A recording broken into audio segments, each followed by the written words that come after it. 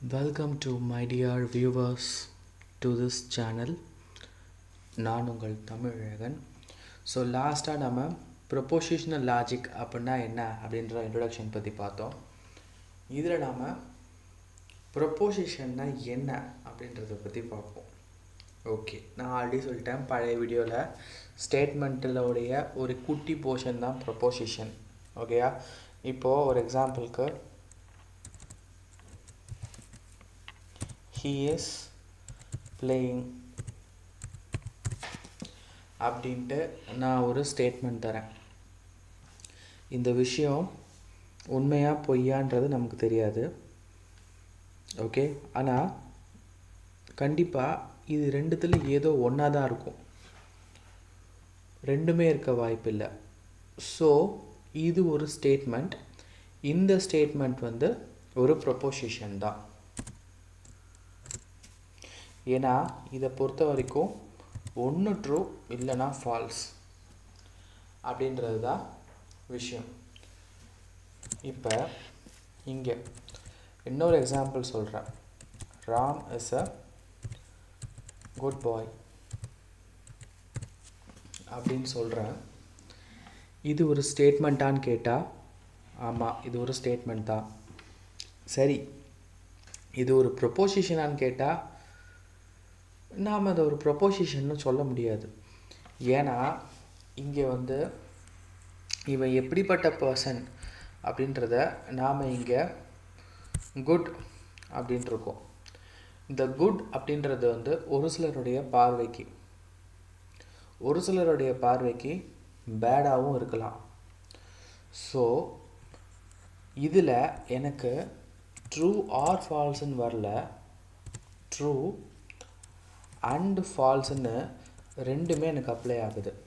இந்த மாதிரி இது வேறு இது வேறு, இது மாதிரி ரெண்டு வேறு விஷயங்கள் மாதிரி எனக்கு வருது அப்படின்னா, ரெண்டும் கலந்து, ட்ரூவும் கலந்து வருது ஃபால்ஸும் கலந்து வருதுன்னா அது ஒரு ப்ரொபோசிஷன் கிடையாது. ஸோ இந்த மாதிரியான ஸ்டேட்மெண்ட்டை நாம் ஃபீட் பண்ண மாட்டோம், ஃபீட் பண்ணவும்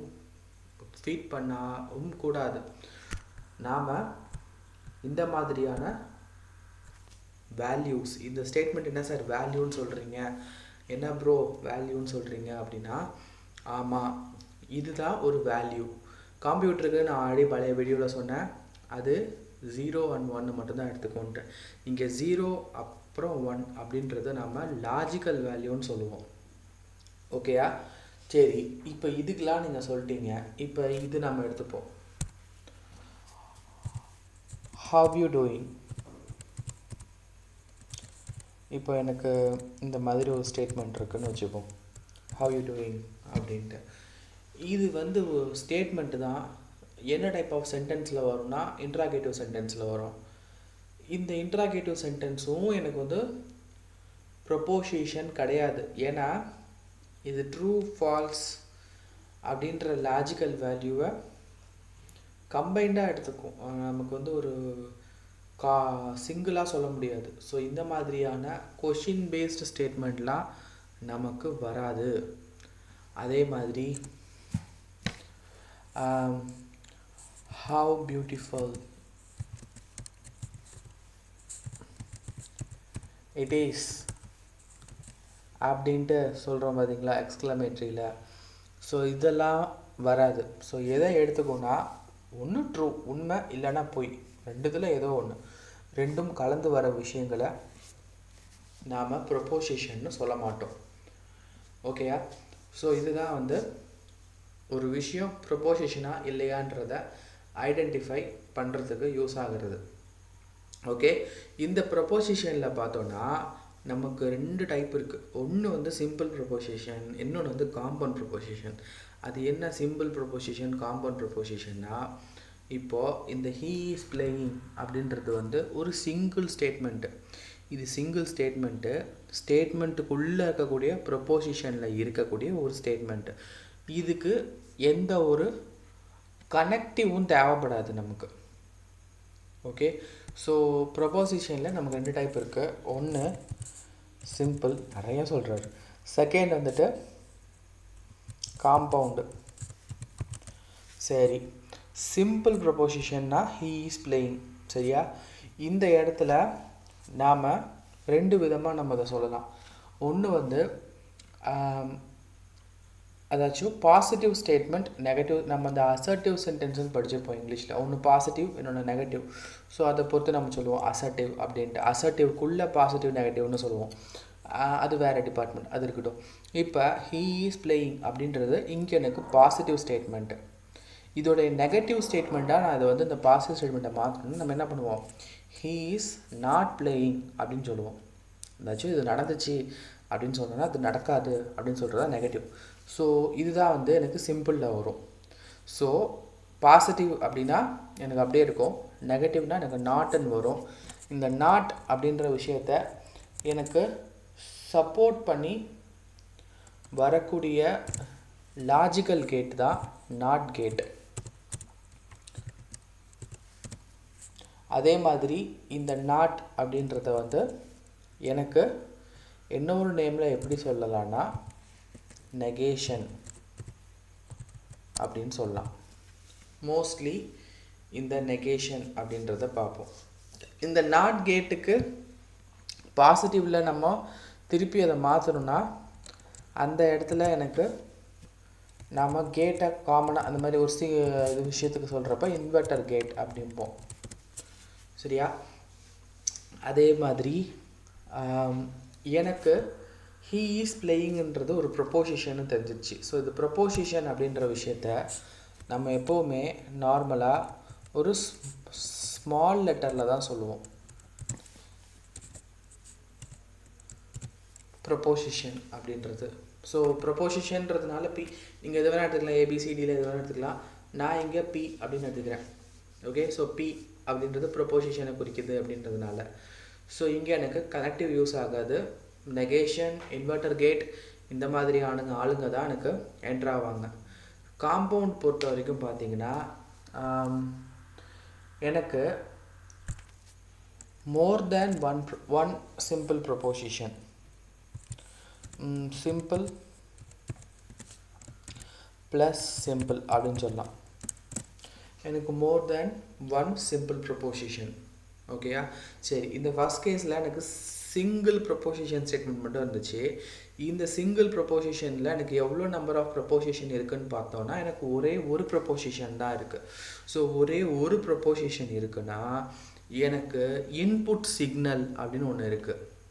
ஸோ கம்ப்யூட்டருக்கு நம்ம இன்புட்டில் கொடுக்கக்கூடிய டேட்டா தான் இன்புட் சிக்னல் அப்படின்னு சொல்லலாம். அது அவ்வளோ டீட்டெயில்டாக வேணாம். இன்புட் சிக்னல் அப்படின்னு ஒன்று இருக்குது.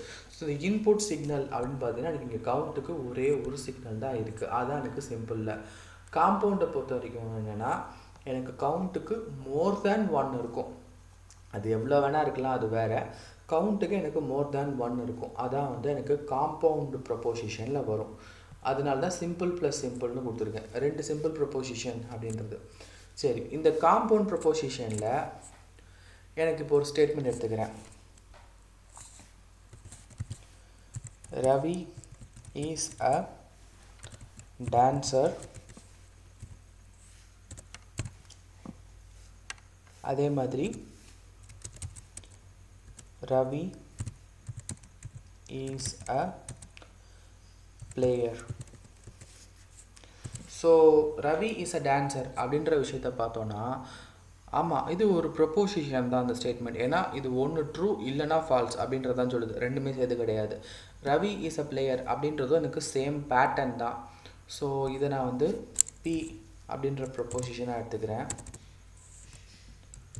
அதே மாதிரி நான் இதை வந்து கியூ அப்படின்ற ப்ரொப்போசிஷனாக எடுத்துக்கிறேன். ஓகேயா? ஸோ இந்த ரெண்டு ப்ரொப்போசிஷன் எனக்கு ஒரு பர்சனை குறிக்குதுன்றது அது இங்கிலீஷில். கணக்குக்கு எனக்கு இங்கே ரெண்டு ப்ரொப்போசிஷன் இருக்குது. ஸோ இந்த ரெண்டு ப்ரொப்போசிஷனையும் நான் கனெக்ட் பண்ணணும். அப்படின்னா அந்த இடத்துல எனக்கு பேசிக்காக வரக்கூடிய அந்த கனெக்டருக்கு பேர் நான் என்னன்னு சொல்லுவேன்னா கனெக்டிவ் அப்படின்னு சொல்லுவேன். இந்த கனெக்டிவ் அப்படின்றதுக்குள்ளார எனக்கு யார் வருவாங்கன்னா அந்த கேட் அங்கே சொன்னோம் பார்த்தீங்களா, அண்டு அப்படி இல்லைன்னா ஆர். அண்டு இல்லாட்டி ஆர் கேட் வருவாங்க. இப்போ அண்டு அங்கே போட்டோன்னா என்ன வரும், Ravi is a dancer and Ravi is a, நீங்கள் வந்து இந்த அண்டு போட்டோடனே Ravi is a dancer and player, அது கிராமட்டிக்கல்லாம் இங்கே கிடையாது. So Ravi is a dancer and Ravi is a player. So அப்படின்றப்ப எனக்கு ரெண்டுமே கன்சிடர் பண்ணுற மாதிரி இருக்கும். ஸோ எனக்கு ஆல் கண்டிஷன்ஸ் கன்சிடர் பண்ணுற மாதிரி இருக்கும். ஆரில் எடுத்துட்டோன்னா Ravi is a dancer or Ravi is a player. So ரெண்டுத்தில் ஏதோ எனக்கு ஒரு கண்டிஷன் எனக்கு அக்செப்டபுளாக இருக்கும். ஸோ இது எனக்கு இந்த நாட்டு அண்டு ஆர் இல்லாட்டி இந்த இன்வெர்ட்டர் அண்டு ஆர் கேட், இது மூணுமே வந்து பேசிக்கான லாஜிக் கேட்டோடைய சர்க்கியூட். ஸோ அதை பற்றி நாம் அப்கமிங் வீடியோஸில் பார்ப்போம். ஸோ உங்களுக்கு இந்த வீடியோ பிடிச்சிருந்தா லைக் பண்ணுங்கள், ஷேர் பண்ணுங்கள், சப்ஸ்கிரைப் பண்ணுங்கள். பக்கத்துலேயே ஒரு பெல் ஐக்கான் இருக்கும், கிளிக் பண்ணுங்கள். உங்களுக்கு குயிக் நோட்டிஃபிகேஷன்ஸ் வரும். உங்கள் ஃப்ரெண்ட்ஸ்க்கு நிறைய ஷேர் பண்ணுங்கள். Until then, bye from Tamil Alagan. Bye.